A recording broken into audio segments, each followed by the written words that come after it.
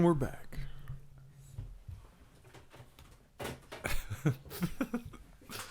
So back.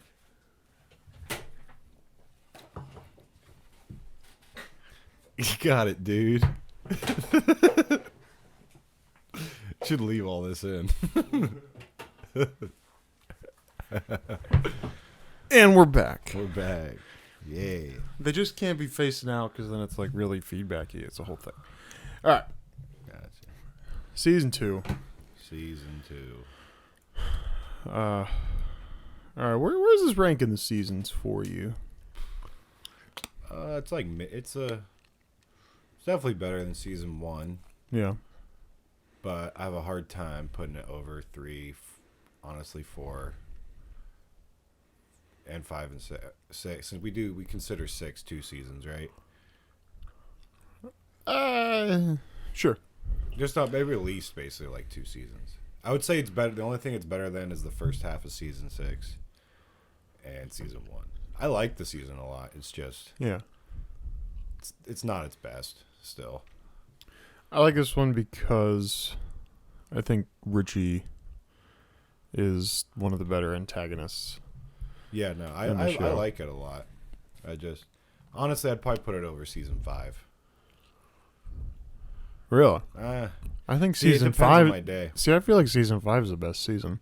I think that's the best one. Honestly, I'd have to rewatch it like those seasons again. Yeah. No, but as of now, it's like a mid-season to me, and not mid in a bad way. Just I mean, so for my likes, dislikes, I mean, obviously we've talked a great deal about, like, remember when with Tony's childhood in season 1 with therapy and all that. mm-hmm. And I think seeing some of that come to fruition with, like, you know, looking at, like, Janice coming in, you know, as an equally dysfunctional part of the, you know, shit show puzzle is a really nice touch to it. Richie, like I said, one of the best antagonists of the show. I dislike the episode Commendatory. Yeah, I don't like that episode at all. That's my lowest rank of the season. I would rank them 13, 12, 6, 8, 10, 3, 5, 1, 2, 7, 9, 11, and 4. 11 and 4. You have 11 ranked that low? That's interesting. That's my favorite one. Your favorite? I like it because it's mostly due to like the last like 10 minutes when they're all at the meat market, or at Satriale's. I don't know. I like it because it's like I like it showing Tony, like just dealing with like, it's very like relatable in a way. Like obviously he has a hard time like doing nothing because you know he's a mobster and he's done all this terrible shit. Yeah. But like I just like when he's just at his house and he's bored. He's eating ice cream. He's trying to read the paper. You know, he's trying to just do something to like pass the time, and he just can't. Why does a shark keep moving? Yeah. I don't know. Because they can't breathe or something. Because they'll die? Yeah. I like it though. I like that whole episode. I like him trying to like work in the like office a little bit and like making the basket. And I like it a lot. Every time I watch it, I enjoy it so much. I don't know why. And I like the opening too when Richie dumps all the trash on that poor Indian guys, like in front of his parking lot. Yeah. And then just Tony's panic attack at the party.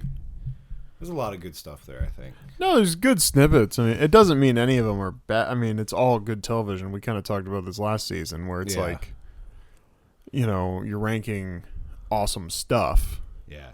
You know, so, but like, unfortunately, somebody has to get last place. No, that's fair. That's just funny because that's like, I love watching that one. It's just, to me, there's just so little that happens, and like, I think that's part of the reason I like it's like a calm, it's the last episode with like, everything's like normal, kind of like it's like the original. Yeah, I guess there's 2 episodes with Pussy still because you got the episode after, but I don't know. It's like the calm before type episode. That's why I like it. I don't know why. Yeah, I mean it's fair. I get, and it's sort of the, it sort of reminds you that Tony's never gonna like.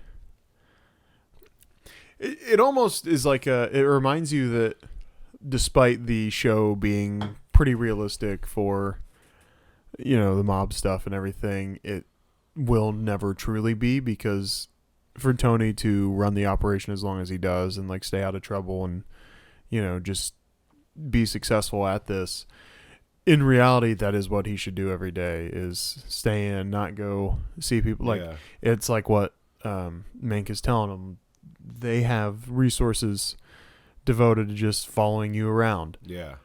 And then you think back to everything else he's done in the show, whether it's shady, whether when he goes to kill Matthew, think about season 1 stuff when he's going and hiding his money and guns in Olivia's closet at Green Grove. Yeah.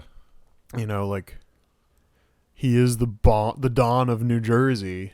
Somebody's going to be following around, and so it's just that like little reminder that he's probably not going to be doing anything without a tail, and it's probably not all that realistic, even though it is like pretty realistic and fun. It's realistic in the way that like a mob guy might try to do the right thing, but they'll do the opposite and get themselves caught. Yeah. What's probably unrealistic is how long he's able to do what he does without getting caught. Yeah. Well, because Tony is not he's careful to some extent. Yeah. But like he's not really that careful all things... show long, because let's face it, if every episode was like like episode 11, you wouldn't want to watch the fucking show. Gonna watch Tony listen to the radio again? Yeah, true. Yeah. I think that's why I like it, though. Watch him make another basketball pool? Yeah. It's one of the only episodes like that. Yeah. A delicacy of sorts. Okay. Yeah. I'm fine. Yeah. But one thing about him not being careful is the whole Richie jacket thing this season. That's a huge example of him just being so like he just brushes shit off. Like, I don't care. I'll just give it to this person. Like, whatever. Yeah. And he is such a bad criminal in that way sometimes. Yeah. That like, I don't know. I feel like you're a mob boss and you have all these like volatile dudes who are your employees, basically. Yeah. And Richie's fucking crazy. You know how excited he was about giving you this jacket. Yeah. So the jacket! And then you give it to the fucking housekeeper's husband, who comes to your house sometimes, and Richie, like, it just shows he doesn't think about things. And Richie's going to recognize that. He's not going to be like, where'd you get that? Like, oh, it looks similar. Yeah. It's just one example. I'm like, that is stupid. Tony's careless, no doubt. Yeah. I guess he underestimated how much of a hard-on Richie was going to have about the jacket. That's true. Because, like, what does he say? Like, literally, what does he say when he gives him the jacket? First he says, the jacket. Yeah, he took it off Rocco DeMeo. And he tells that story like 3 times in the episode. And it goes back to Tony just not liking the, remember when's the lowest form of conversation. They kind of developed that the whole, show, and then he doesn't really say it until season 6. But, he kind of dislikes that. So anything that's like going to be like a nostalgia thing, he's not going to fucking wear it. No, I'm not even saying getting rid of it I know. is bad. It's just giving it to the housekeeper is like a... But what does Richie say when he gives it to him? He goes, I got to let go of the past. He's like, oh, yeah. Well, he's not going to fucking...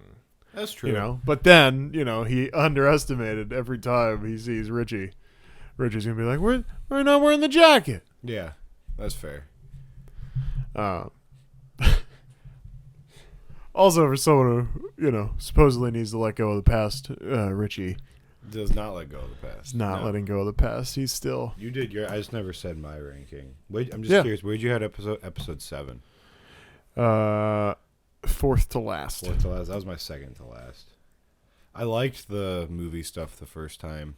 Remember on the rewatch. You just don't care that much. Look, it's entertaining. And then there is one... I have a gripe with this cut. Sure. Just the directing. So all of a sudden it's like this like hot sex scene with Chris and this chick. Yeah. And then it just cuts to Livia's old disgusting face. And it's like, come on. Like you're going to watch it and you like be like, like kind of like into it. And then it cuts to her and you're like, oh God. Like I was almost there.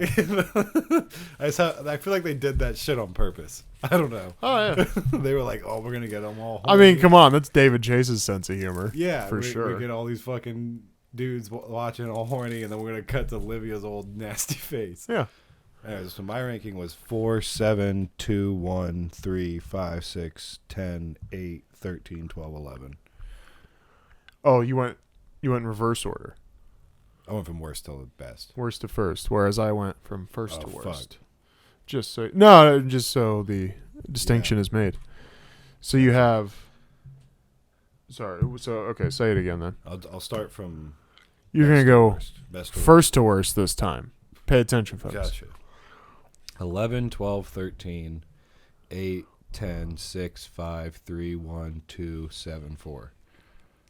That makes more sense. I heard 4 first, and I was like, I thought he hated it too. Well, what's funny is like I was thinking about it. I don't really hate. I think when you rewatch it, it doesn't matter because none of the people in Italy matter. Besides, like the only thing that matters for that episode is them getting Furio. Yeah. Like, and honestly, you didn't even need that episode to do that. You could have just been like, "Hey, we got this dude from Italy. He's got long hair. This is Furio." Like you see Chrissy do heroin, which I think for the first time he does heroin, right? Yeah. At least on screen. Yeah. And then, but I remember watching it the first time, that episode. I remember thinking it was really cool because you were seeing like the higher bosses and everything, and like you think it might play a role like later in the show, and just the fact that it never does, I think, makes that episode, when you've seen the show already, mean a lot less. Yeah, I mean, especially when you think about the way they are able to tie things from earlier in. Yeah. Like Masserone ends up being a rat, like the Masserone construction guy. Like he ends up being a rat later in the show. Yeah. Well, like, that's a cool payoff, but then the fact that you never bring the girl, Alicia, I believe is her name. You never bring her back around, like, oh, we want Furio back, or like, are they in some sort of beef because Furio had to go running, because of the whole situation? Yeah, why was there never a beef with that? Or like maybe during the only time I can think of is like in season 6 they get dudes from Italy to try to kill Phil. But like, is it even those same dudes, like that same group from Italy? Right. That could be the only. Yeah, I mean, how come there's not even like? How come she's never on screen again? I guess is just what she seems like. Well, she comes back in one of Tony's dreams. I'm pretty sure in like season 3 or 4. There's just it's one of the dream sequences. I can't remember exactly what episode, but she turns into Dr. Melfi. Well, I mean, that happened in episode 13 of this season. Yeah. Okay. Maybe. Why did I think that was later? I mean, there might be one later. I'm not saying that's wrong. I'm just saying I know it did happen at the end of this season. But either way, it's just like, what's the point of getting to know this chick? And like it's mostly just like, it's kind of like the Sopranos Italy episode. Like they're just fucking around in Italy. What it feels like a lot is, what do they say about like movies? They get, no money like sequel money. Yeah. You're kind of in the sequel of the first season, I guess, right? So like, let's fucking. Hey, we got big budget. Let's go to Italy. Yeah. Fuck around. I think what I do think is that is an important episode for Paulie, and it kind of sets him up for later because with Paulie, if you observe him during the episode, it's sort of he's having an identity crisis. Most of his identity is wrapped up in the fact that he's Italian, that he's in the mob, et cetera, et cetera. Yeah, then he goes to Italy. And then he goes to Italy. No one likes him. He can't even say hi to David Chase cameo sitting at the table. And, without just being shrugged off. Like, no one fucking likes him. Yeah. And then he gets back to Jersey. Everybody else is bummed out. He's fucking couldn't be happier. He's like, I know Jersey. I'm Italian and I'm Jersey Italian. That's what I am. Yeah. That's what I am. My life's not a big nothing. That's true. I mean, he has that issue a little like throughout the show. So I guess that's the start of it. And that's the first thing of Paulie ever being like an actual like person in the show, I guess, because throughout the whole season 1, he's just guy. He just makes jokes. He repeats jokes that people have heard, but he wants to say it again. Hey, did you hear what I said? Yeah. I said, hey, you remember your first blowjob? You said, yeah. I said, how long did it take for the guy to come? Yeah, like that's true, but yeah, I think on rewatch that episode really, because I remember when I watched it the first time, I liked the episode. I was like, this is kind of cool. Yeah. The one note on the episode I think is really funny is that they have chairs pulled up in the Bing office to watch Godfather 2 like movie theater, like the classroom style. Yeah. It's like, man, if you Godfather 2 is like 3 hours, you're gonna sit there and watch fucking 3 hour movie just in an uncomfortable ass like poker chair. Like, Yeah, that's crazy. But they are at the Bing. They're probably getting hammered. yeah, Might be taking breaks. Go fuck one of the whores. of course. Like they can press pause. Go have a whore break. Yeah. The rest of the dislikes then. I really love the card game and Scatino bust out. Just classic mob moves. I love watching Tony towards the end know that Pussy's a traitor and not reckoning with it until his body literally like makes him. I think that's a theory we could have is, no one but Tony got sick because his subconscious was telling him Pussy was a rat and he needs to do something about it. Like maybe he didn't even have food poisoning. It was just like his body's like, we gotta do something. Yeah. He was so stressed or like anxious about it that his body just like forced him to believe it. Yeah. Yeah. Take a day. You're gonna have a bunch of fucked up dreams. You're gonna do something about this. Yeah. Because he's been ignoring it all season. Well, yeah. I mean, episode 1, I think he notices it immediately. Like, well, honestly, like, it's Paul or Pussy coming back at all. Like their first conversation, I think Tony should realize that. Like, yeah. Like you can tell Pussy's trying to come up with like a lie just by the way he's talking, Yeah. Like he's like, there was a broad, Tony, like, and he's like taking time, pause. You can tell he's like really thinking. And Tony just chooses to believe him. And yeah, like, and then when the broad's a lie. The place is, real. I mean, like him and Skip even talk about the place. Yeah. But like, you can tell when he says the broad thing, he's like, I can say that. You could like see it. It was a broad, Tony. Yeah. It's like this guy likes pussy. It was a broad, Tony. Yeah. Well, I feel like Tony should know, like, that's such an easy lie. I got pussy on the brain. I always do. But yeah, then at that barbecue when it slows down and he's just staring at him. Yeah. It's like it's a panic attack. But a little bit, like it's the starts of one. Yeah. Right. But you can tell the way he's looking at him. It's like he knows. He knows. He's just choosing not to. It's him in denial because he's like, am I going to kill my best friend? My best friend, yeah. Yeah. I mean, one of the things with Pussy I is fucking love him. Season 1. Yeah, no, I fucking love him. Yeah, I mean, Tony Pussy, gay possibly, but he was gay, Tony Soprano? He was gay, Tony Soprano? No, one of the... Fuck, I lost what I was about to say about Pussy. No, that's fine. We can get there. Okay. Bad summary, I just said end of a long friendship. Long friendship. Bad casting, I would just put one guy in there to make this just ridiculous. Let's make Richie into Big Bird. Big Bird? Just like think about the different moments. He's got incredible moxie for his size. Big Bird's walking out of Junior's house. Fucking Janice with a gun to her head. Oh, it's so stupid. Bad trailer. Punching Janice in the face. Yeah. Bad trailer be racist teenager causes unrest in the community. You cut out AJ saying the N-word at the batting cages. And then you have the scenes with the work strike and then the scene with the strikers fighting the Soprano crew. And then you just cut in Tony sitting down with the preacher's father to like try to make some peace, And then it just cuts to the one dad when the family car. Yeah. Who else, huh? Who else? That's part tisk, of the tisk, tisk, Barry. Episode. Tisk, tisk, tisk. All right, so Tony. How's Tony different this season? Like Tony's slowly on this arc of just becoming like the biggest piece of shit, right? Obviously in season 6. So well, like I mean, he's Skello, like obviously all these mob guys are bad. Pieces of shit, yeah, to a degree. Like scale of 1 to 10, so like season 6 is like probably 10, right? Like Tony's just like degenerate gambler. hey, fuck it, I'm going to put this money on the Jets.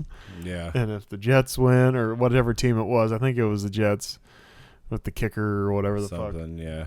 And if it wins, then little Vito gets to go to that academy. If not, If not, he's gonna get torn from his home in the middle of the night, like an ice raid or something. Yeah, and he's also just fucking anything that moves. Fucking anything. He's Eating. just inhaling Just everything. glutton. He's just really a despicable guy. Temper like that. Yeah. Real big, like, that's his peak of piece of shit. So, like, season 6 Tony being a 10. Where's season 2 Tony? Like, season 1's probably the best Tony we have. Yeah, season 1, you give it like, he's like a 1 to a 2. Yeah. Season 2, he's like a 3 or 4. Yeah. Probably like a 3 still. Yeah. It's just the anger. Honestly, season 1, he's like a 1 if we're comparing it to season 6. Yeah. But like by season 2, it's like 2 or 3. He's starting to creep up in there. Like, he's like, Janice really sets a lot of it off. Yeah. I feel like. And also, I mean, it has to do with him and his mom. Like, he's obviously repressing that, and he's not going to therapy at the start of the season. Yeah. And even when he does start going to therapy, he doesn't really want to, like, talk about it. Mm-hmm. And, yeah, like, he's throwing ripping phones off the wall. He's... Oh, you got a job at Radio Shack. Like, he's, like, he's... That one comment he makes to AJ is so crazy when he breaks the, like, pasta or whatever. Yeah. He's like, this is my male heir. Look at him. Like, that is so insane to say to your son. Mm-hmm. Like, he's starting to be like, well, that's like shit season 6 Tony would act. Like, that's how he'd act. He almost fluctuates. Like, there's times he's probably a 7. Yeah. That's why it's like, he's probably like, on average, like a 3 or a 4. Because, he like says that mean shit to AJ, but then he immediately like, apologizes. And he's honestly kind of like a nice father-son moment. And like, but then, he's a piece of shit with Meadow when he's like giving her Eric's car. He's like, you're going to drive. Like, I work my ass off, put fucking food on the table. Like, he's acting like he does all this hard work. Mm-hmm. And yeah, making Meadow feel like shit for honestly, rightfully feeling like shit for getting her friend's car. Yeah. Like, yeah, he's progressing to becoming an asshole. Like, his rage is definitely getting worse. Like, Yeah, the car is probably like a 6. it's like a 6. Yeah. And then you just get like when that Russian dude's talking shit on the boat, and he's like grabs the dude's balls, and You got a problem besides those fucking pants? yeah. And so yeah, I mean he's that like we'll give it a 3.5. 3.5. Yeah. Yeah. Yeah, it's fair.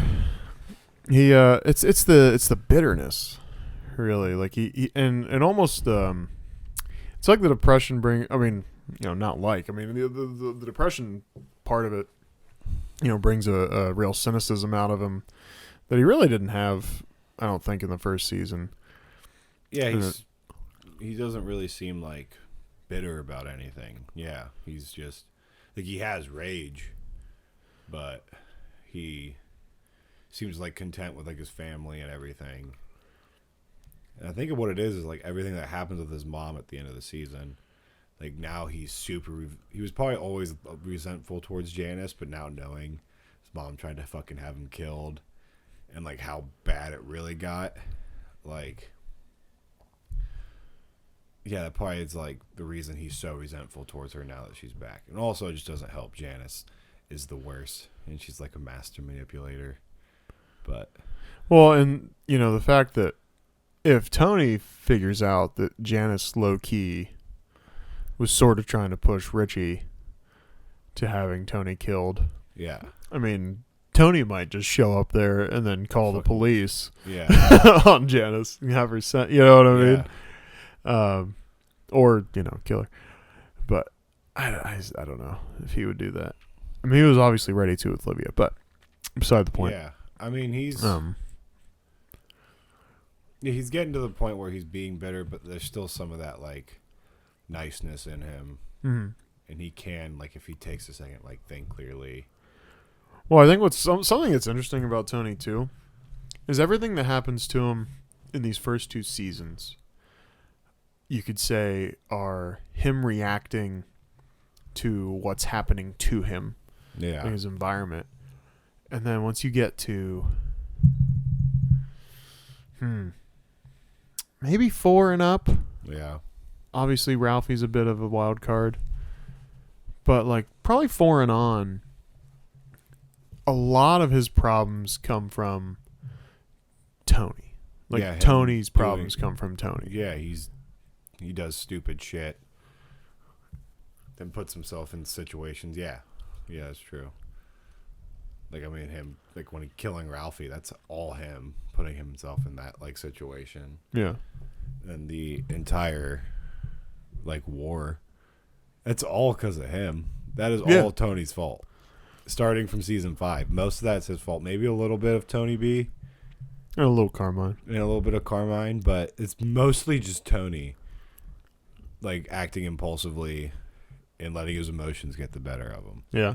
Like, So that's an interesting thing. I just kind of yeah, thought no, about is that. interesting. Let's do some Melfi talk. Dr. Milfy. Sort of a time heals all wounds situation with her this season. Because in the beginning of the season, she's very angry with him. Yeah. A couple episodes pass, she has a dream, and she's right back in. Elliot's a hypocrite in the whole thing because when she has that first conversation with him after the dream, it almost feels like he's urging her to treat him again. When they talk about her dream and, the toodle fucking ooh, but then it stresses her out, and he acts like she's crazy forever taking Tony on once again, so he's like almost a little gaslighty. Yeah, no, he's that way through the whole show. Feels the most of her anger comes from anger at herself, though. Yeah. I feel like, she almost immediately upon starting therapy again with him, she gets real short with him. Like, she knows how she should feel about him. He's a bad guy, all that kind of thing. But she's actually quite fond of him. So she's picking at every sore. Well, I think some of that it she she can just find wants to with him. fuck him too. Well, yeah, that's You what I know? mean. It's but she knows that she shouldn't feel in a positive way about this awful guy. Yeah. So then every time something comes up that he has a problem, it's kind of she's just okay, I'm gonna pick at that. Yeah. Maybe if I make you angry at me, then I'll be angry at you, and then I won't like you. Yeah. No, honestly, I mean, that's my biggest thing. I think she obviously has an affinity towards Tony, Yeah. but she's still probably one of on the show, probably the most morally right person on the show. At least Except for this one little thing where she treats a yeah, mob she boss. treats a mob boss, and one thing is when Tony goes and sees that one male psychiatrist early in the season, that is the most realistic way that would go. A mob boss trying to talk to a psychiatrist. Yeah. They might have one session, and then the psychiatrist be like, "Hey, I know who you are. I'm not Mr. Spears. Yeah, I'm not doing this."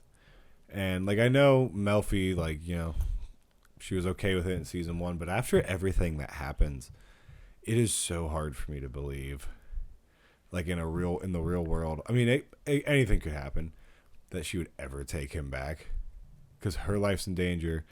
Someone killed herself because of Tony supposedly, and yeah, it's time heals all wounds, I guess. Because as the season goes on, she's Oh, he's actually pretty cool. yeah. Well, and also I think one of the things was when she was, I don't think she started feeling that way till she was drunk and saw him at the restaurant. Yeah, And said toodle fucking ooh, and I think it was some of that. She was probably she's drunk. Alcohol works. She probably saw him, was probably ooh, I want to fuck him. You know. And she probably just had that thought. Well, and the seeing him in a situation. Yeah. That's the thing with women is, oh, what are you doing over there? Yeah, like it's the Yeah. like, oh, he looks like sophisticated almost. Yeah. At a fancy restaurant. Like, I think a lot of it starts there because she was just like, and then she probably just had Tony on her mind all the time. Yeah. Like, if she never sees him at that restaurant, maybe she never takes him back. I don't know. Well, and the funny thing about this, she doesn't have to say anything. Yeah, she could, but Could've she just was walked drunk. by. Yeah, had to do with her drinking, I think. Yeah. I mean, Melfi is an alcoholic through like a lot of the show, isn't she?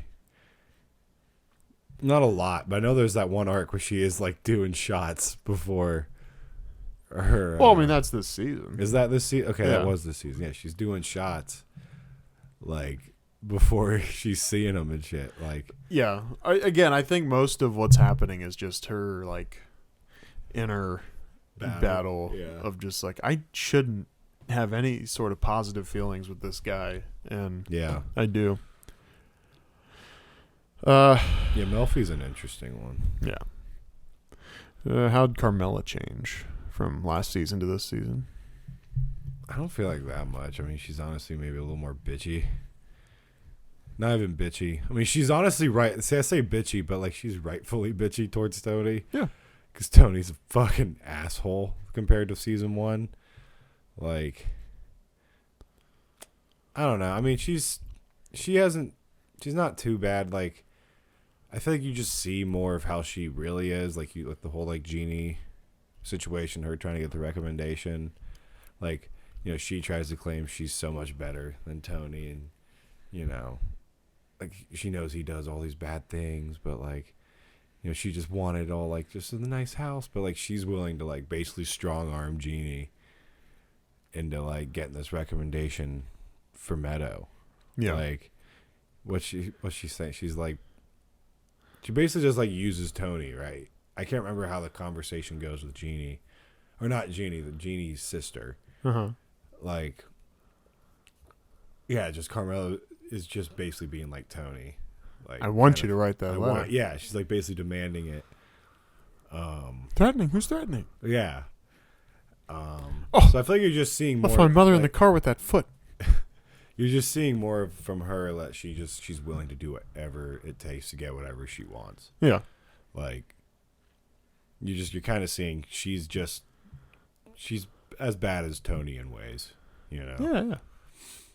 Yeah, I mean, she married him for a reason. She's the female counterpart of a mob boss, so she has a way about her as far as like a power sense. Yeah. But I don't think she's too much different from season 1. I mean, this changes through the whole show, and I feel like they didn't, like, if Chase could like redo anything, Carmela probably wouldn't have known as much about like all the stuff happening in season 1 with like the mob. Remember, Tony like basically tells her he's gonna kill who's Junior's second in command? Mikey. He's gonna kill Mikey, and he was gonna try to kill Junior. And as the show goes on, like season 2, after like Richie gets killed, he like tells her, but he doesn't tell her.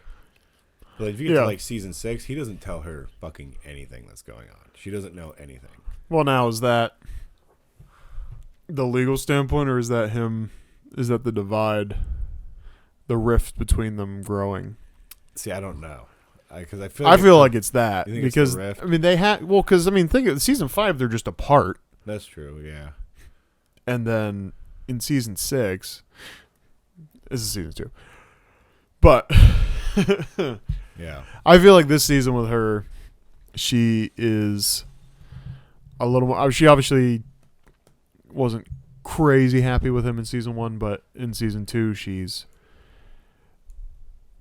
like that first episode. I feel like really paints the picture of her. Everybody's doing all this stuff. Paulie's fucking, Silvio's getting shoes. yeah. Tony's cheating. Chrissy's doing drugs. And there's Carmela taking dinner out of the oven again, walking from the oven. Yeah. Walking from the oven again. Her life's the same every day, and she's just like leveling with the fact like Tony's completely uninterested in me. When they have the barbecue, her mother, remember what Olivia said to you on your wedding night? she said that Tony would lose interest with you, and then Carmela goes, like, makes that face. Yeah. And that her thought right there is, well, yeah, she's right about that. That's how that's how she's feeling. And so, I don't know. It's she's not.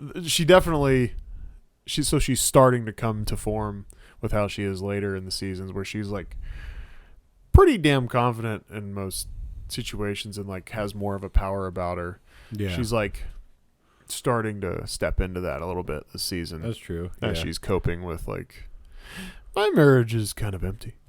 Yeah. Is how she feels. Like I think that's part of the reason she makes such a big deal about Meadow, like where she goes, because she's losing one of her kids, and AJ sucks. So,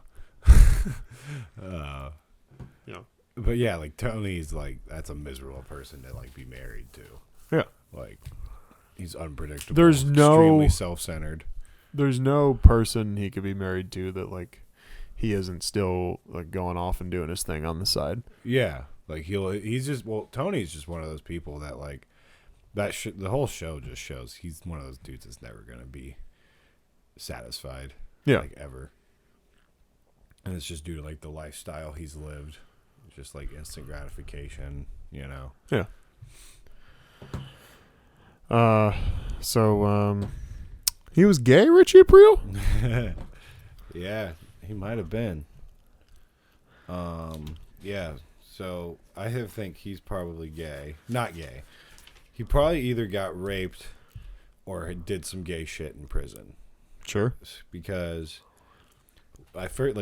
first time Richie's ever like kind of uncomfortable at like anything like sexual wise is just like Tony's like, hey, you gotten laid yet? And like you see Richie's kind of like, yeah, I'm trying, like he's just kind of like uncomfortable about that. Yeah. And then like when he gets the blowjob from the Bing girl, he's like in the dark and it's just kind of weird. She goes, you like the dark, huh? He goes, something like that. Yeah. And then, like Tony at one point says to Richie, like there's men better looking in the can than my sister, and you can tell that like hits Richie. He's like, like what the fuck did you say? So I think there's just like I feel like there might have been another example, but like him just fucking Janice in general.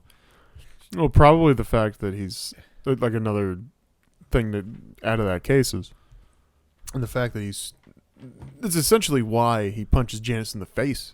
Yeah, is she's talking about his son. Yeah, so what if he's gay? And he's like grappling with this thing in him. I think. Yeah.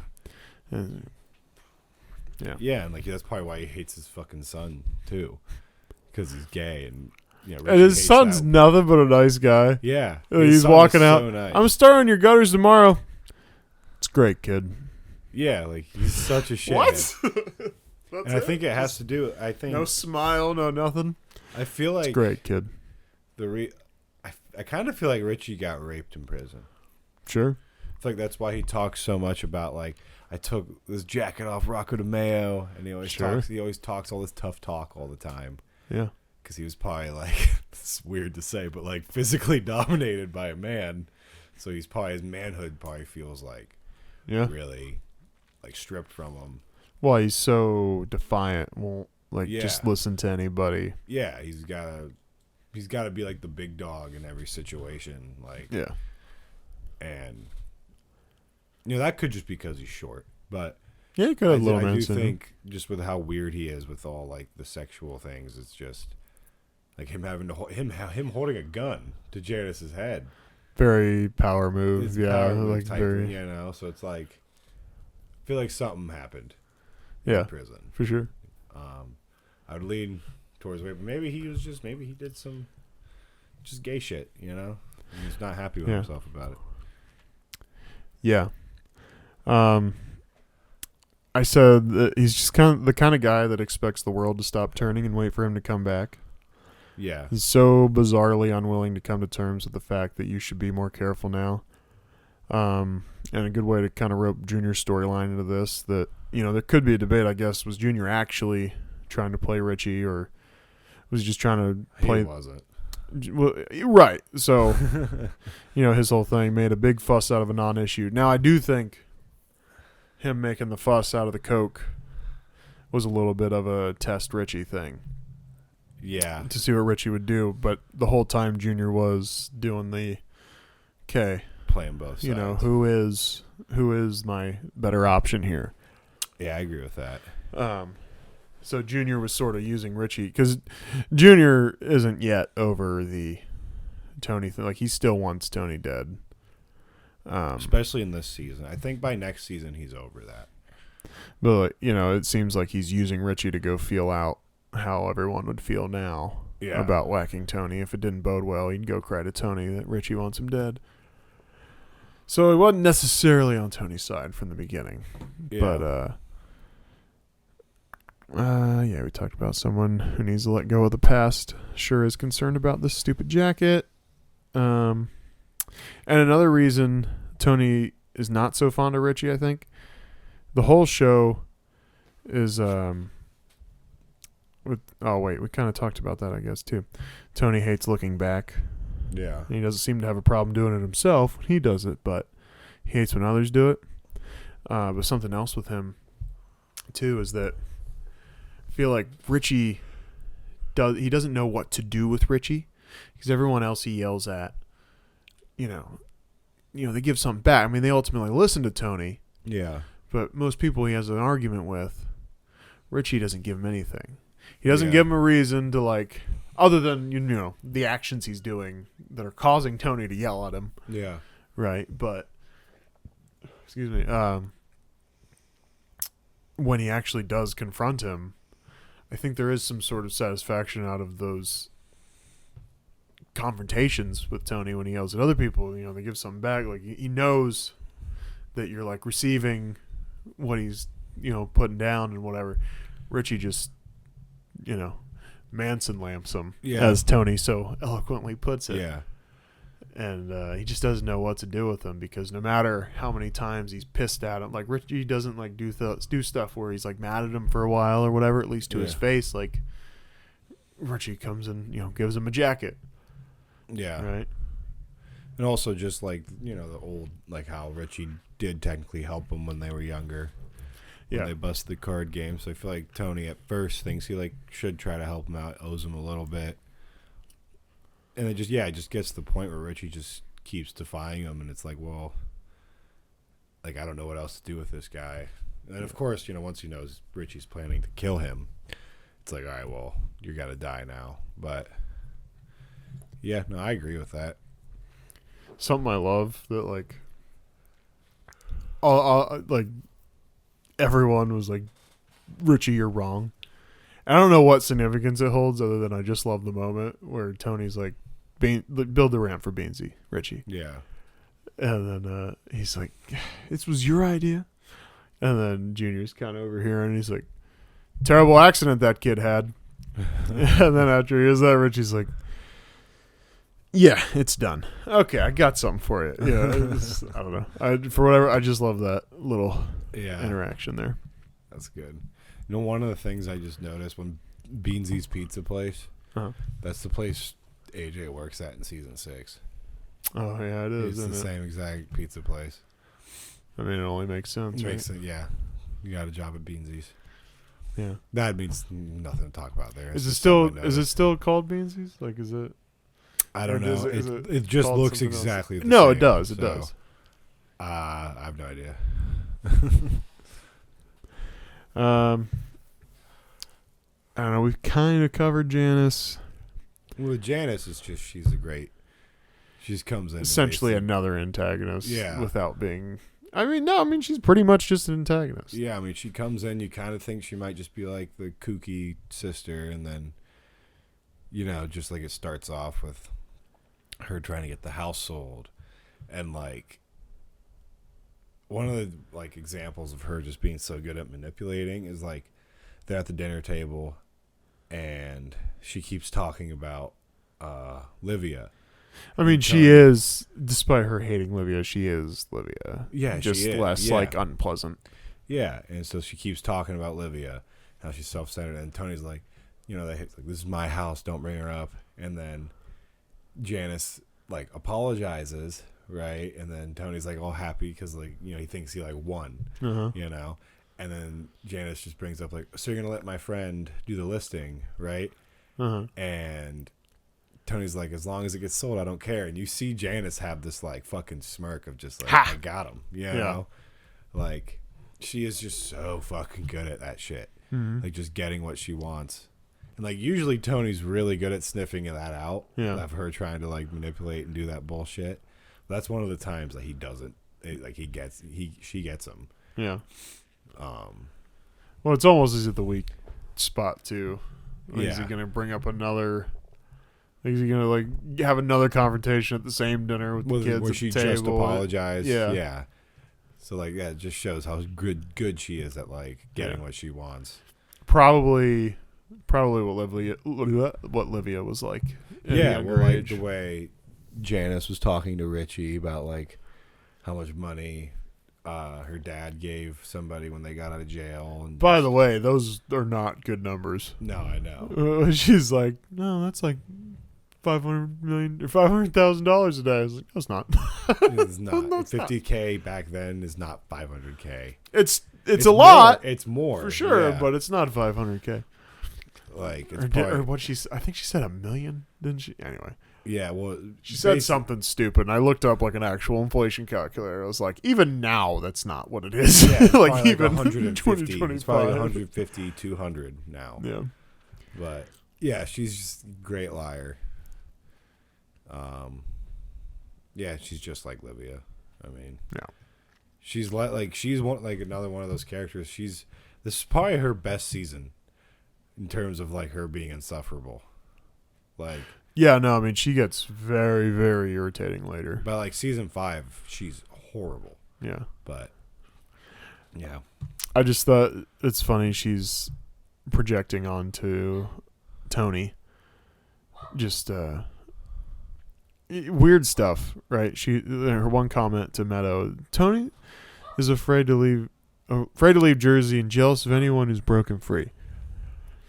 It was like, Janice, you didn't break free of anything. You're back to the same place he is, and you're running the same game, with all your, milking people and everything. Went out and blew roadies. Yeah.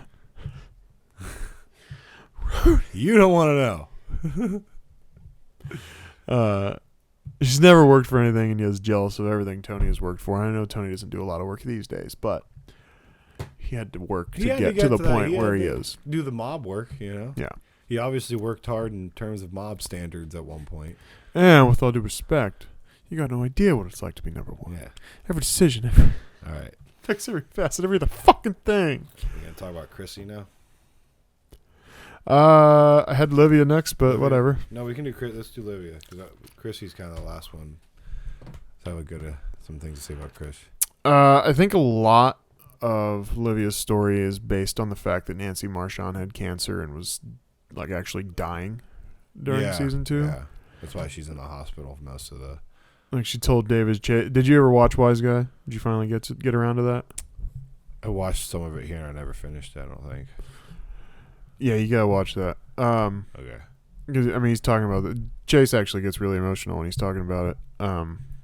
But he said Nancy was like, "Just keep me working, David," and he did until she died. Like kept her working. Worked her to death. Well, I know. I think it was just a money thing of like treatment, and I think she was. Now it's been so long since I've watched it, I can't remember all the details of that. But well, no, it is obvious. I think there's a certain episode I know she has like a wig, right? I believe so. Yeah. That, and I mean, she's just getting noticeably more thin and frail. Yeah. But I think for the most part they were. Damn. I think they were done with that storyline, but her situation served well for like a few plot points during the season. Still manipulative as hell. She knows Janice can't afford Green Grove, and now that she knows someone will live at the house with her, and it's no problem, she makes it seem like Green Grove is no problem. But when Tony could afford it and was willing, of course, it was a huge issue. Yeah, I mean that's one of the things that I was just like, she obviously didn't mind Green Grove. It was more of like a. She had to make it seem like I don't want horrible. this. Yeah. And I mean, she just always she has affects- to be defiant. She affects AJ this season when like AJ's dealing with his all existentialism shit, and she tells him that it's like all big nothing. I mean, we know in season 6 it's something that like that stuck with AJ because he talks about that when he's like 21 or whatever. Yeah. He's like, Grandma said it's all just a big nothing. Like, she's so good at like just negatively impacting people Yeah. around her. Like, And I mean, she's not wrong, but she is not. I mean, it is. you don't say that to a 12-year-old yeah. or whatever. Especially one that's dealing with like, what's the point of life? Yeah. And but like, God, she's just so good at like pointing out things. Like when she's talking to Janice, she's like, "You could never stand yourself. That's why you ran away." It's just like, Jesus Christ, like. And it's Again, she probably says that right. probably right. But like, it's the thing is, she says mean shit, but a lot of the time, it's like right. It's right, but man, the delivery could be better. Delivery could be better, and also like a lot of those. Why is it always things hurt? Yeah. Well, also it's also like. Why can't it be like, Janice, I feel this way. Yeah. And like I feel like you just never could stand yourself, and that's why you ran away. And also, and like, she didn't do anything wrong ever. right. Olivia, Yeah. Never. And I don't know, but it's just like, I don't know, when I was watching that scene, I'm just like, she's so good at like finding exactly what like you feel bad about yourself and then saying it to you just like perfectly. Like, It's like a John Mulaney bit about middle school kids. yeah, basically. Look at that high-waisted man. He's got feminine hips. No, that's Yeah. the thing I'm sensitive about. Yeah, like she's literally like that's just, she's perfect at that. Uh-huh. And I mean, not a lot happens with her this season. A lot of it's just the Janice storyline, just her trying to get the house. Something with her is like she does not let anybody know unless they're a complete stranger. Like she's very, very nice to Richie, but she can't let anybody know except Meadow. She takes a weird liking to Meadow. But even when people are trying to do things for her, I guess it's maybe grudges she holds, but she goes, because daughters take better care of their mothers. That's why. Right? She says that this season as well as she, said it in episode 1 of season 1. But yeah. Then when Janice comes around, she's just nothing but a bitch to her. Yeah. It's just like this. Can't give someone the satisfaction that maybe they're helping her. Yeah, that's very whatever. She can't give anybody the satisfaction. And maybe that's why she's nicer to Meadow. Because Meadow's not necessarily... Meadow's honestly looking for something from her. Yeah. She's being nice, and then Meadow's not necessarily looking to be given, that ring. But then that's why Olivia's nice to her, because she's given her something, and now Meadow's coming back like, oh, you're going to give me more stuff? And so she's like, I got into college. Maybe Olivia's more... $20. Maybe Olivia's just like she like respects that out of Meadow. Yeah. She's like, yeah, I'd hustle. do the same shit. Yeah. Like... By the way, there's no money. Oh, in Olivia's house? I mean, they think there's money up until like season 5, don't they? I think Jenna's looking for it in 6, isn't she? Yeah, she might be. Yeah, there's no money. There's no money. And if there is... She lost it or something. Or she was just really good at hiding it. Now, here's one thing.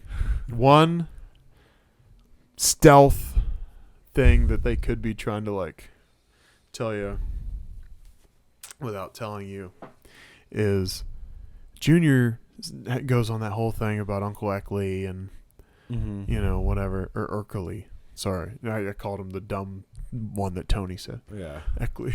I was like, what about Eckley?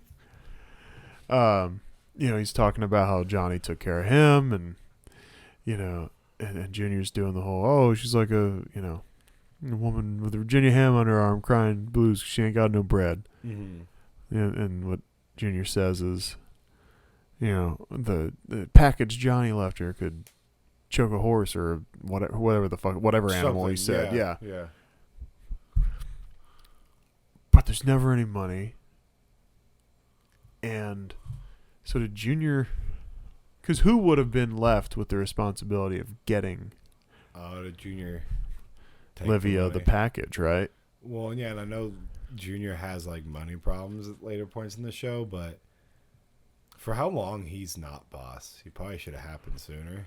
Yeah. So I mean, then he forgets where the money is. They're trying to dig it up and all that later, way later. yeah, when you he's got fucking dementia. Yeah, I don't know. I feel like. Do you there's think no money. Junior might have?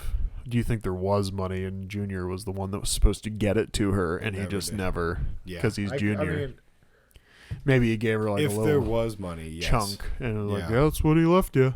Yeah, I wouldn't put it like Junior would do that. Oh yeah, oh yeah, for sure. But I'm under the opinion I don't think there was money. yeah.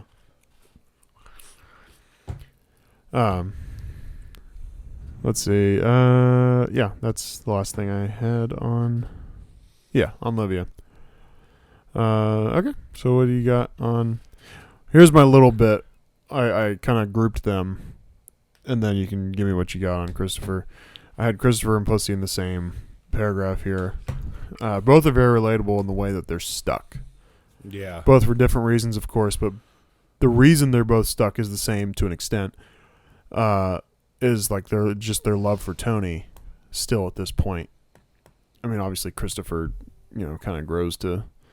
I don't know. I feel like Tony more grows to hate Christopher later, but that's a whole other conversation. They grow apart, but I feel like Christopher still loves Tony way more than vice versa. If Pussy didn't feel the way he felt about Tony, he would have flipped harder and faster and had no reservations about it. Like Tony would probably be in jail by now. Yeah. I mean, like the Bevilacqua murder would have been the nail done. in the coffin. It's over. Yeah. Chris, if he didn't like Tony, would have been out a long time ago. He probably would have went and pursued the whole movies or whatever the fuck. Well, I mean, Chris has a few like kind of like butterfly effect moments when he's doing that acting class.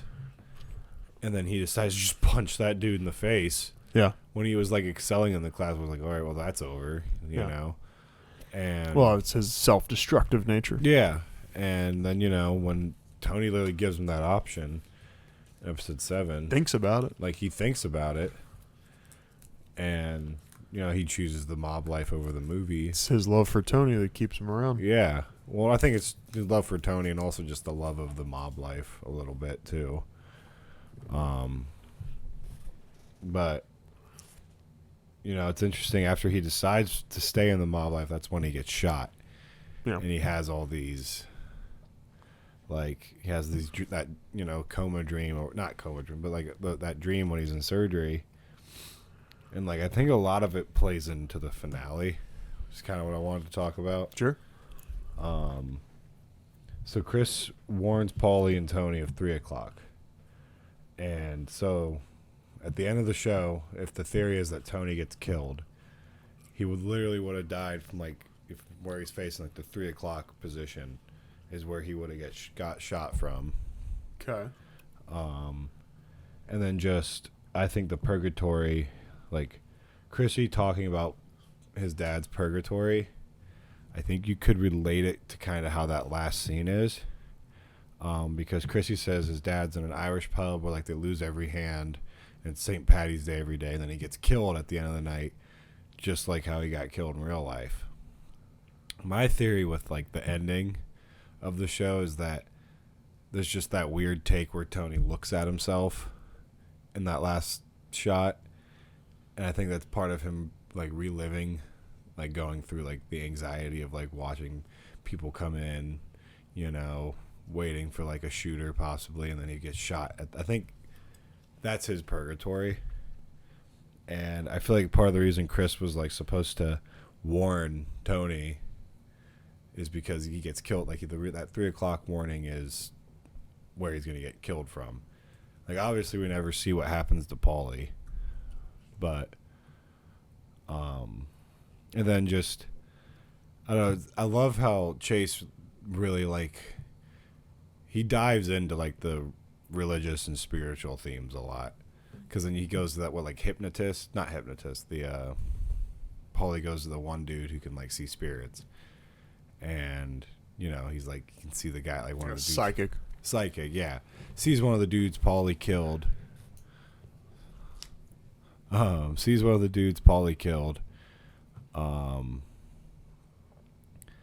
And like sees Mikey, Paul Meese, and everything. Like sees dudes that there's no way the guy could have known existed. Yeah, and like I don't know. So I like to think, like Christopher's dream was kind of like a message towards, like, right. for Tony, because obviously Chase is not afraid of the religious and spiritual themes and like the supernatural on that show. Right. So is 12 o'clock behind Tony or in front of him? And it'd be in front. Okay, so the 12 o'clock. 12 is the 6. So then you're saying... Yeah, if Tony's facing that way, 12's here, so so that's 1, 2, 3. So he's going... So how is it behind him? Like 3 o'clock. Well, 3 o'clock's there, but there was nothing to the... Well, the bathroom was to the right of him. Uh-huh. It's literally in like that position. Well, if 12's here... No, 12's here. 12's behind him? 12's in front of him. If you're looking at the clock, and it goes clockwise, to the right of him would be where he got shot. Okay, so if we're looking at his head... Yeah. We're behind him? Yeah, I guess. And so you're saying the guy goes to the bathroom and then comes out and shoots him? Yeah. Well, it'll be from Tony's 3 o'clock position. It has to be from Tony's view. Okay. So Tony's 12 o'clock is in front of him. Tony's 1 o'clock, 2 o'clock, 3 o'clock, I mean, it's interesting. Yeah. It's just, that's very that's intuitive. something I've got from the internet. See, I'm not going to pretend I sat here and was like, that's the 3 o'clock position. I know, like, I didn't, that's not something I can't put on my own. That's something I've heard, and it's something I honestly believe from that. Because I feel like it would make sense for Chrissy to, like, why did he want to tell Tony and Paulie so badly? Yeah. And obviously we never saw Paulie die. Obviously, Chris doesn't even get it. He just goes like, they said 3 o'clock. Yeah, but, maybe it's just supposed to be some message from, like, the supernatural. I don't know. I'm still under the impression nothing happened. They just ate dinner. That's fair. Meadow came in. No, that's fair. But no, I like that a lot. That's very good. Yeah. My favorite thing Chrissy says in this whole thing, this whole season, it's my fault. I don't communicate my needs. And I would just love to see somebody do some big YouTube compilation of all the times he, like, smacks Adriana or, like, like, takes her money out of her purse, or, like, if you love me, stir my eggs, or, like, just says, like, all the shitty things he says to her. Go home her. and make my dinner, you fucking whore. Yeah, whore. You fucking whore. Or, like, sits on her dog and just him in slow motion, like, I don't communicate my needs. As just like you see him doing all the shitty things to her. Yeah. No, that's the problem. You don't communicate. Yeah, no, that's it. Yeah. Well, the times he's hitting her, that's when he needs to be communicating his needs. Yeah, apparently. I need to smack the shit out of you. It's crazy. So two characters. Hesh, I said they don't know what they want to do with him. I that might be true of pretty much the whole show. Because Hesh is very involved season 1. Like, almost like another player. What was that whole episode? As far as the mob. About him, basically. Yeah. But it's almost like, at first they were like, okay, he's a guy. Like, he's one of them. He's just kind of like, just one step removed. Yeah. But then, this season, you barely see him. He's Tony's therapist for a season. Yeah. I mean, yeah. Tony just goes and talks to him, and Hesh just ends up talking about him. Hesh is obviously not a good therapist. Hesh is not interested. They're having two different conversations with each other. Honestly, you can't blame Hesh sometimes, because Tony does just come over and is like, all right, I want to just talk about myself. Oh, Hesh is in the right. Yeah. It seems like he would find a different way to kind of cope with it. Yeah, be like, hey, man, I'm not your therapist. Yeah. But, yeah. But there's also that intimidation factor of Tony that you really really see, later. Yeah. But yeah, I mean, Hesh. It's not like he ever really has any arcs. He's just Hesh. He's a Jew with money. yeah, I mean, we saw him 3 times this season, 3 or 4. Yeah. so. And like twice in one episode, so like maybe 2 episodes in the whole season. I mean, how many times do we see him like in season 3? I mean, now granted, it's been a minute since I watched it, so like we'll dive into that next season. But like, I feel like they never really. When know I'm thinking what about it now, he might not even be in season 3. Right. I feel like they don't really ever know what they want to do with him. Yeah. Other than him he's just kind of there. Yeah, that's true. If we need something, we need a plot point, we'll bring you in. Like chasing it. Mm-hmm. He's like the subject matter of most of that episode. Yeah. But yeah, most of the show he's a non-factor. And then Johnny Sack. Well, I think with they Sack, still he's have still no just, idea. Yeah, he's just Johnny shows up in the Junior Beef last season. He's at dinner at one point. He's at dinner at one point, and then this he's at the season, card game at one point. This season he shows up. Yeah, he's at the card game. It's almost just like they wanted a New York guy, but they just didn't know how to yet, or Well, they didn't want to spend the time on the story. Yeah, they were also probably just putting him in there because they probably had plans to make New York more of a thing. I think what they're trying, like the first 2 seasons, is more about like kind of what you said earlier, is Tony's problems or things happening around him. Like honestly, he doesn't have like a lot of business issues. It's a lot of like personal problems and like and Tony has only just now become like the boss of the family. So like the New York stuff, that's just something that's gonna happen in the future. But yeah, I mean, it is crazy to have him in there and knowing how big of a character he becomes over like season 3. Johnny Sack's a huge part of the story all of a sudden. And they don't even know who he is this season. Like I don't think he's a boss or anything. He's just like an associate, right? With New York. Next season, I mean, he's I'm talking about right like in season 2. Sure. In season 3, I know he's the underboss to Carmine, but he's just kind of there. Like, oh, Johnny Sack. Well, and they don't even know who he is because the Johnny of next season, is just madly in love with Ginny and doesn't fuck around and all that kind of stuff. Paulie and Tony are on the boat in the last season talking about, he thinks he's better than everybody because he doesn't have a Gumar and all that shit. Yeah, but in season 2, he was willing to... He goes, yeah, where are your friends? Tell them to come back. Now, is that him just being a wingman and being like, let's get these guys some pussy? None for me, but... Yeah. Or do they not know who he is? And he's like, yeah. He's just one of them. Let's get some strange, you know? Yeah. That could be that. I mean, those first 2 seasons, you see, they didn't know what to do with some characters. Like, I mean, it's funny that they even give Vito a name, I think. Yeah. Because, like... You mean Gino? Yeah, Gino, yeah. But, like, the first, like, time... He was gay, Gino?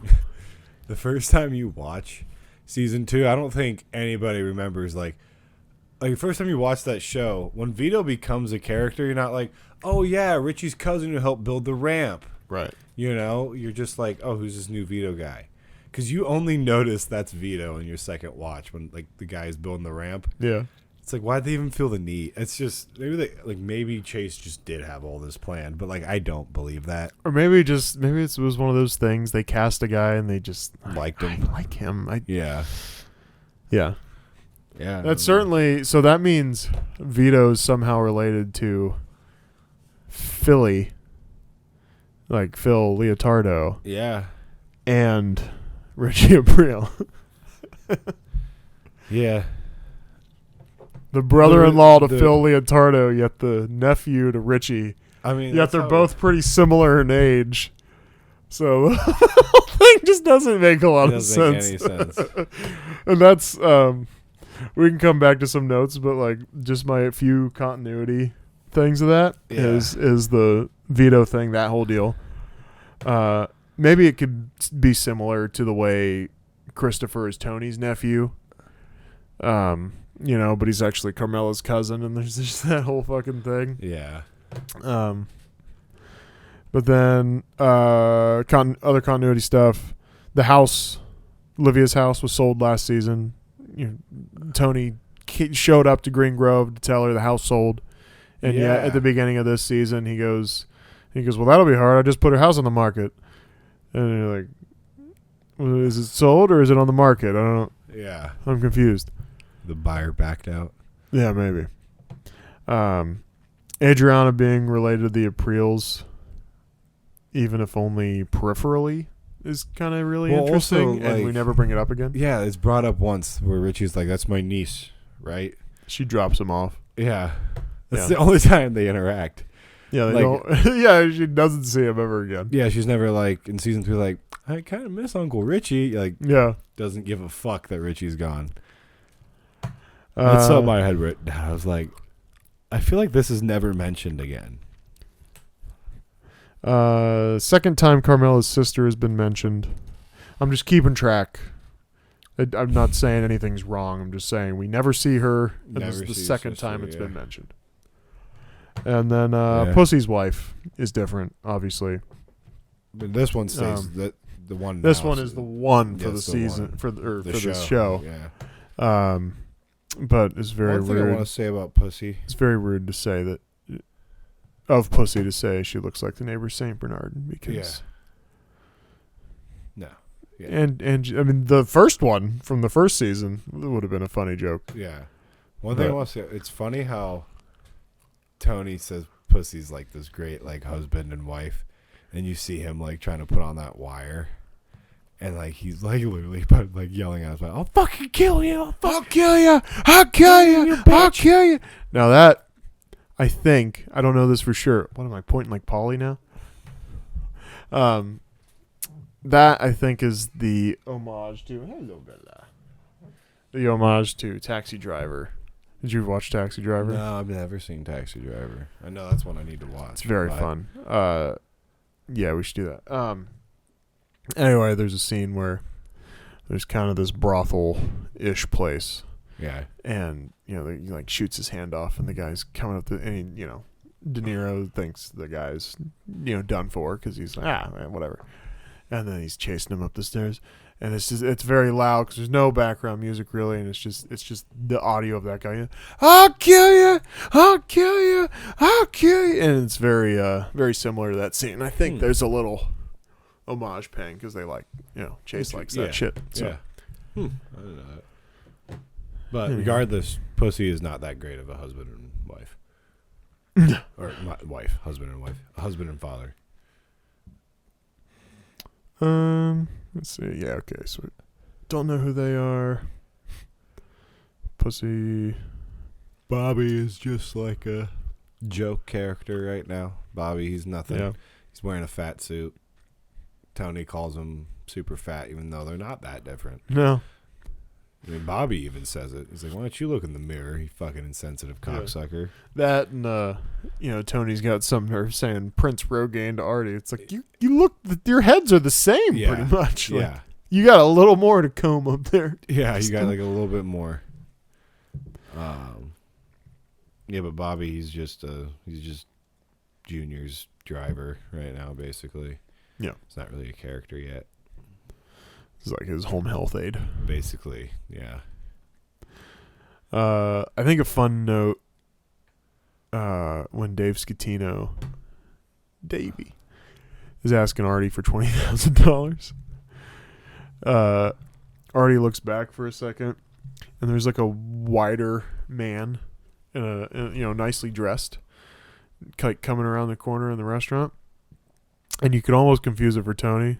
Like if they panned up and it was Tony walking in, you wouldn't be the wiser. And I feel like that's definitely intentional because Artie's like, "Oh fuck, you owe Tony $20,000." Like, ooh.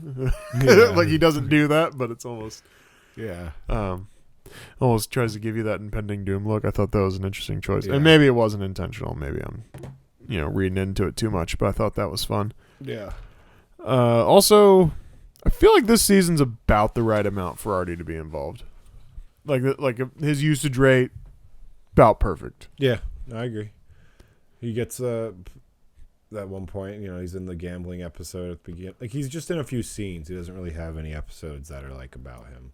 Yeah. Like he affects the food. Whereas poisoning. he has, like, season 6, too much Artie. Season 6. Isn't that when he has the beef with Benny and all that?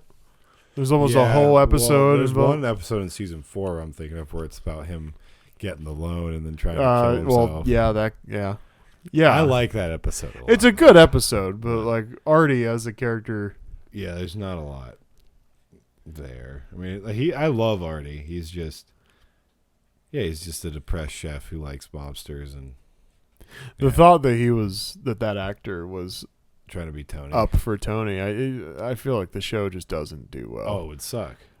There's One a thing couple I guys, like maybe Syl or Stevie Van Zandt, like maybe he could have pulled it off. Yeah. He auditioned for it, and obviously Jackie, the guy. Jackie might have been. I think he would have been okay, yeah. but I mean Gandolfini was just legitimately. He was the best choice. Obviously, it's hindsight because we've seen the whole show, so maybe if we never see Gandolfini like that, but Yeah. definitely if Artie's actor is Tony, I feel like the show tanks.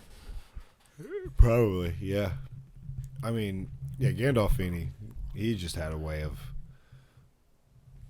expressing emotion and fucking those scenes where he's got to be intimidating. Like he's so fucking good at it. Like when he's beating up Davey. Yeah. Like the actor who plays him was said he was like fucking scared shitless during that scene because Gandolfini like wasn't holding back. Like he told him like hit me.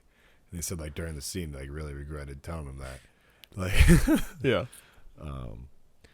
But one thing I want to talk about is about just pussy being when he's an informant. So I went on, like, Wiki Fandom, and it said season 1 starts in 98. Yeah. Episode 1 of season 1 is June 1998. And then the FBI guy says pussy has been with them since 98. So he either started the show not an informant and became an informant like around like episode 3 or 4, or he like right before the show started was an informant and has just been an informant throughout the entire series. Well, I mean, there's that. I like to think it's before the show. Well, because honestly. next season they say it's after that meeting where he goes down to meet with like Junior and Jackie and Junior have that beef. Yeah, but that takes place. Tony has like hair during that. Right, but So remember they came confusing. back and Yeah. Tony goes, oh my God. Well, maybe It was Tony after is that. Just thinking it's after that because now he knows he's a rat. So he's like, maybe, but no. Well, I right, feel but pussy's irrational behavior, Yeah. when they start talking. yeah. So I wonder if that's just a mess up. Then maybe he had to have been on longer than 98. Well, but then. was it 98? That's what the FBI guy said. Yeah. Well, yeah, but yeah. So I wonder if that's a Or mistake. did they add too much hair in that scene? Yeah, maybe. Yeah. Was it Because like, Jackie is still boss. Yeah. But then that's interesting. It's amazing Junior is as fickle as he was and never got whacked. Yeah, that is true. Because if you think he has some beef with Jackie and then immediately wants to whack Pussy Malanga, like pretty much when the show starts, if that if that's not too long before, and then he's just immediately in some constantly other beef. Yeah. Yeah, how did he survive? Just And also, how did Pussy not go on the lam, Pussy Malanga? yeah. Because it seemed seemingly everyone knew that Junior wanted to whack this guy. Yeah, everybody. Except Pussy Malanga. Yeah. Yeah, everybody was coming up like telling him about it. Hesh knew about it. Yeah. Like, yeah. So, yeah, we'll definitely have to revisit next season when they have that episode and talk about that. Yeah. Yeah, no, that's a good. No, you're good. Let's see. Another pussy thing. Another pussy thing. Skip is he's fucking dumb. Yeah. But Pussy and Skip, when they're at the party store, they mess up that situation with that Jimmy guy so bad. And it's mostly Pussy being nervous that Yeah. messes it up. Because, the whole thing, it's my kid's birthday, bachelor party. And I'm like, well, immediately you just gave yourselves away. You know, and he's like, I'm trying to think if I know any connected guys in Dover. You know, and he's like, that fucking box looks heavy. You know, it's like, oh, it'd be a little more obvious. You want this guy to just go the fuck away. Yeah.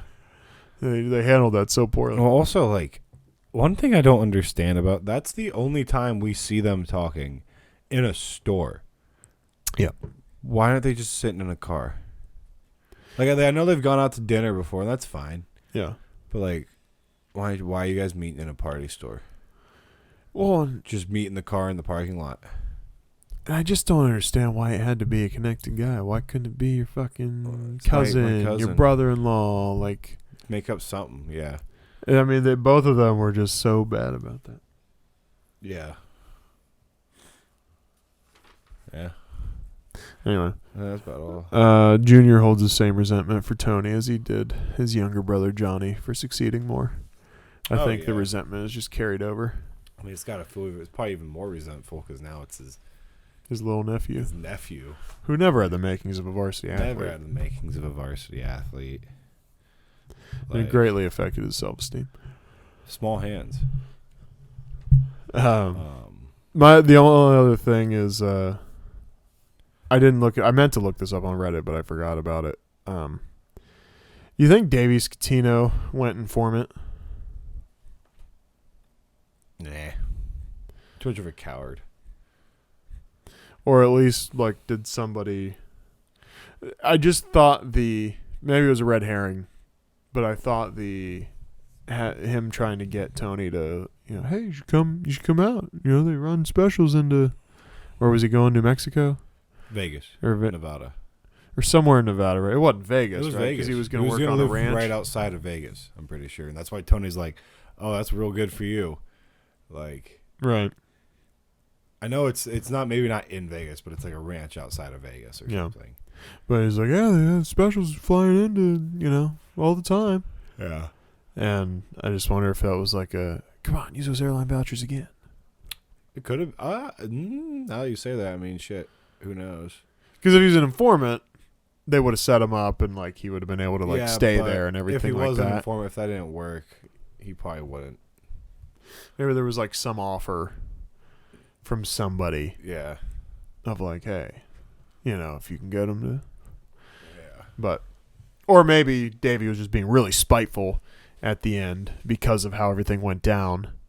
And he just wanted to try to get Tony to use the airline. But maybe he heard through the grapevine. Yeah.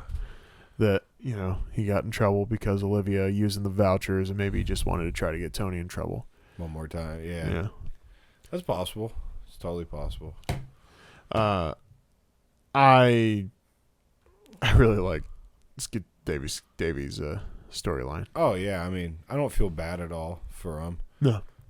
I like he's like it's like he asked for all of it. Get back in your fucking hole. You're doing a good job. Sorry, Davey. Yeah, doing a great I like job. That whole storyline. I mean, it doesn't. It's one of those stories. It doesn't play into like a lot of like the other things going on. Like Davey only really accelerates the Richie and Tony beef, I think. Just with Richie like blowing up at the card game at Davey. But I mean, I like it a lot. I like the whole storyline. Yeah. I like when Davey's laying on the pool table, just like playing with the gun in his mouth, basically. Yeah. Yeah, he might have been right there. Yeah. If she wouldn't have come home, we might have just done it. I've done it right there. Yeah. Yeah. But yeah, I mean, that's a fun arc, that whole thing, and it shows you just how, like, Tony doesn't really like. I mean, like I said, even though there's not much to sympathize with Davey because he totally asked for it himself. Yeah. But you know, Tony, like, you know, just giving his daughter Eric's car, like, just shit like that, like the way he acts during it, and you know.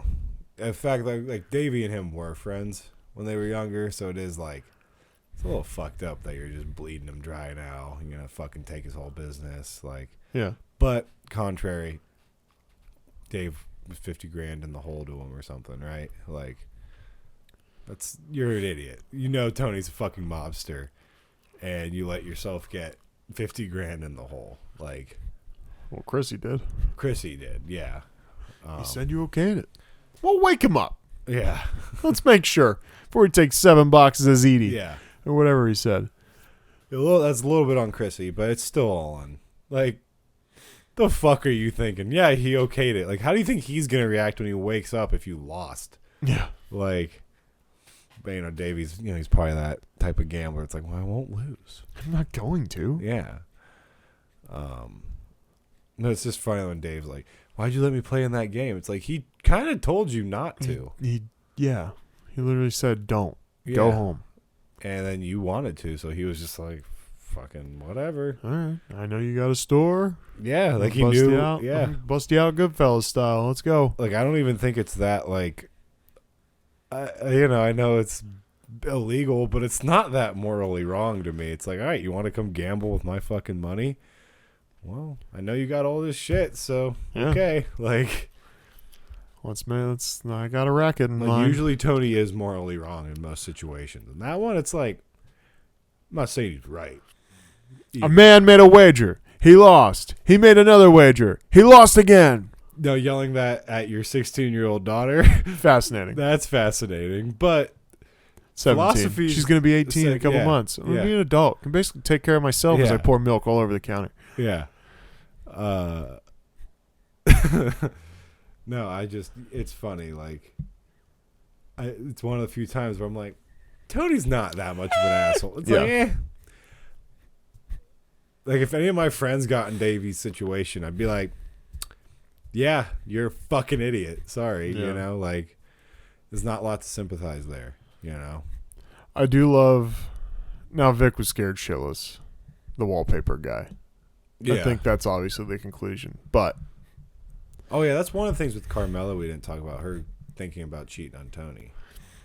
Yeah, and I think that was, I should have went into more detail, but I mean, that was kind of one of the things was good. It was like, oh, well, he's not interested in me anymore, so. Yeah. Oh, well, there's this wallpaper guy. I like when she's talking to, is it Angie? No. Whatever Davy's wife's name is, and they go to lunch. Yeah. And he's like, I had a dream about him. Oh. He's like, he was wallpapering my dining room. And then, like, the line I wrote in my notes was like, which happens to be on the inside of my vagina. Why does wallpapering my dining room sound like a? It sounds dirty. Yeah. I want to wallpaper my dining room. Yeah, it's probably what you meant. She just said the last part really quiet. Yeah. Yeah, that whole thing with Vic is he's like, he's scared and that's why he doesn't do it. But I would think the whole revenge thing would just be like, oh, I'm gonna fuck his wife. Yeah. Like, instead, he's like, he did a bad thing. I'm not even gonna fuck his wife. I'm not even gonna fuck his wife. I'm leaving his wife alone. I ain't gonna touch. I'm not gonna lay a finger on her. She's, yeah. So that was funny. Honestly, it might have helped their marriage out if Carmela was able to cheat sometimes. If they were both just cheating on each other, they'd probably both be a lot happier. It's that double standard. Yeah. Because, like, it's a little unfair to Carmela. Like, oh, you just get to fucking put your dick in whatever you want. Yeah. And I just got to sit over here. It's a little fucked up. Yeah, it is. I'm a feminist sometimes. Yeah. Equal cheating rights. Yeah. Funniest lines. You want to raise your hands, give her your last name. Then it's none of my business. Which just, wow. It's so crazy. Toodle fucking ooh. And now, for all you youngsters with visions of tit fucking in your heads, the Bing Girls. I'm the motherfucking one that calls the shots. That one's funny, but that's good. It's cool. It makes me laugh every time because I think Gandolfini just tripped over his lines. Probably. And they were just like, that works, actually. Yeah, fucking one. Yeah. Kind of rolls off the tongue. Who else, huh? Who else? I'm not going to say the first part, obviously. Do it, Tyler. And then I just said, tisk, tisk, Barry, tisk, tisk. Tisk, tisk. Christ, you fucking idiot, Rosalie. A fucking woman, boss.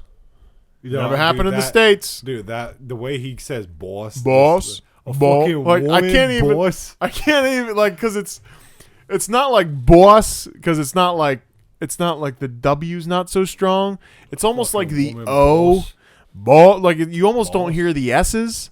It's I don't know. It's so perfect. And also, it just Never sounds, happened in the States. It just sounds so like fucking Ignorant? woman, Yeah. boss. Like, A fucking woman boss.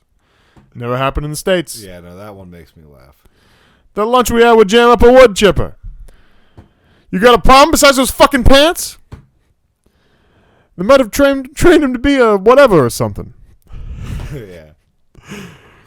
I love fucking cheese in my feet. I stick motherfucking provolone in my socks at night so they smell like your sister's crotch in the morning.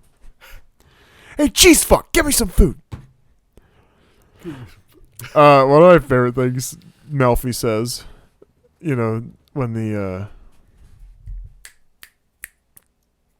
what's Elliot? Tom's dad. That's Barbara's husband, right? Tom? Yeah. When Tom's dad dies, and they've been talking about the Happy Wanderer and all that, and then Melfi goes, "Now you don't have to pummel his ass," like just the way she emphasizes the certain syllables. I don't want to be an actor unless I can play myself, which is completely understandable. Yeah. Another Favreau line. I guess I won't order us any espresso.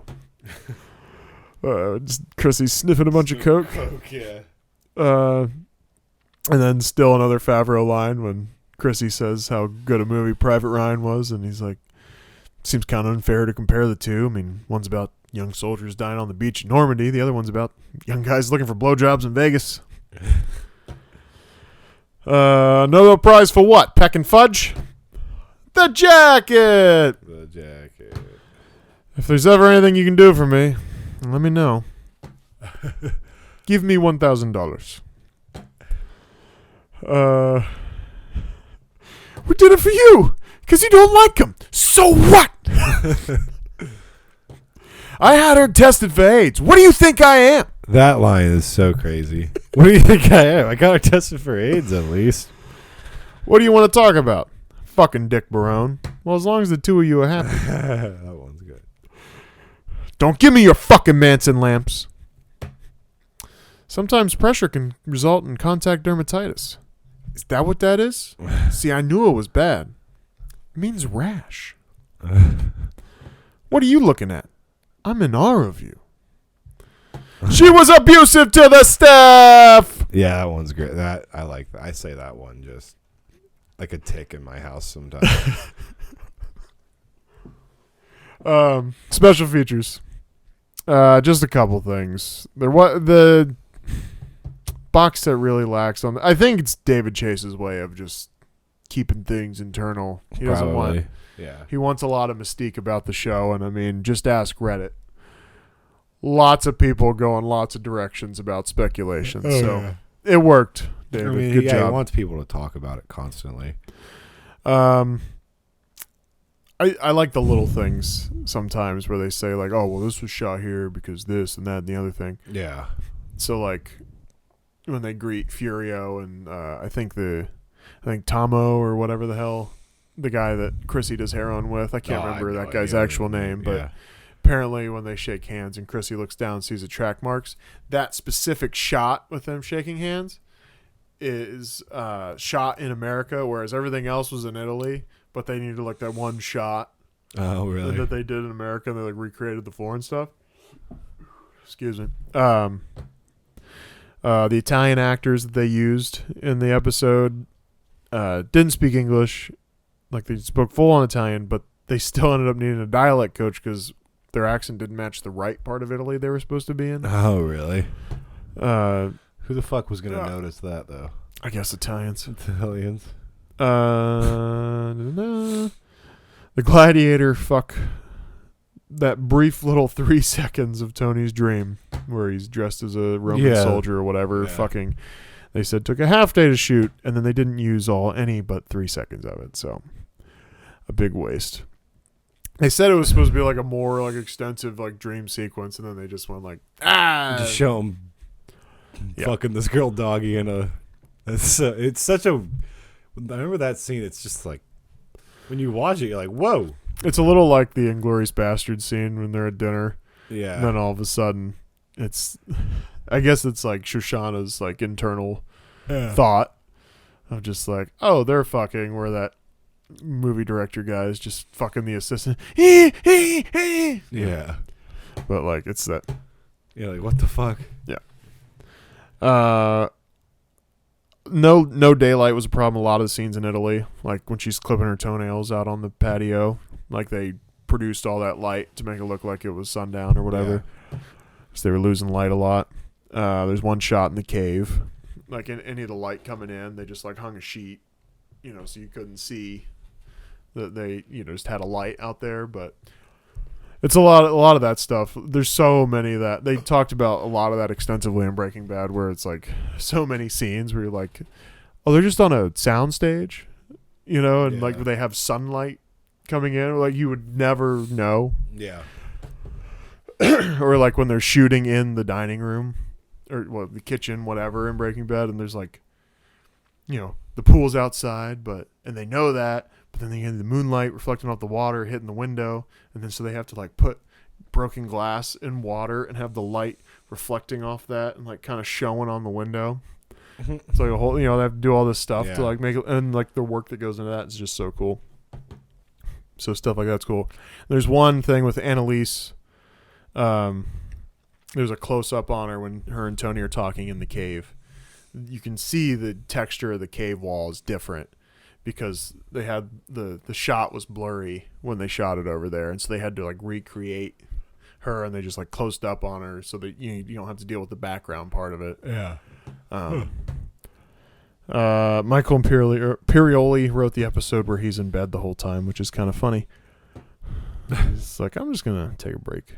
That's funny. The psychic house is sort of a catch-all set for them, I guess. It's been hotel rooms and all kinds of other stuff. So when they're in the psychic's house, it's been a lot of other things. Yeah. When they have the garbage negotiation, the only time they're actually holding umbrellas is when they do like the wide shot and everybody's holding umbrellas. Otherwise, they're just holding poles. Really? Yeah, for lighting purposes, and they just close up on them. This one's kind of whatever. Originally in the Knight in White Satin Armor episode, they do like have Janice going and like finding the gun. Yeah. Which I think was the right call to like take that out, because I think her just coming back with the gun is more like, oh, I don't think you want any sort of build up to that. I think you just want, where'd you go? Oh, fuck. Yeah, she's got a gun. Yeah. Janice got a gun. All right. And then they wanted Richie's fall when he got shot to take longer. And so they had somebody under the table like hold the chair. And you don't even have to slow it down or pause it. Like you see, if you just know that it's there, you see the hands on the chair between his legs. Yeah. The airport that Olivia gets caught in is actually a racetrack in Jersey. Nice. Gandolfini for the last episode would stand in a tub of ice between takes, so he would be shivering for when he's sick, and it'd be believable, and he'd be pale and everything. So that was kind of cool. And the director for that commentary also felt the need to let everybody know that that was not James Gandolfini's erect penis in Dr. Melfi's office. They put something in his pants to make it look like he was hard, and it was kind of like, shit. Yeah, you guys didn't get hard. Or did it just like here, take these. Give him like 3 Viagra at the beginning of the day. Just stay. We just need you, full mass all day. It's just like, yeah, no kidding. Dude. Oh shit, yeah. Yeah, it's only news if it's like the other way around. Yeah, that was his dick. Gandolfini showed up and actually insisted that it was going to be hard. With a full boner. We grabbed we hired one of those porn fluffers, to just be on set, just keeping him up there, and he'd put his pants on right before we shot the take. Yeah, just great stuff. Yeah, I think that's about all Yeah. I got. I don't got anything else to add.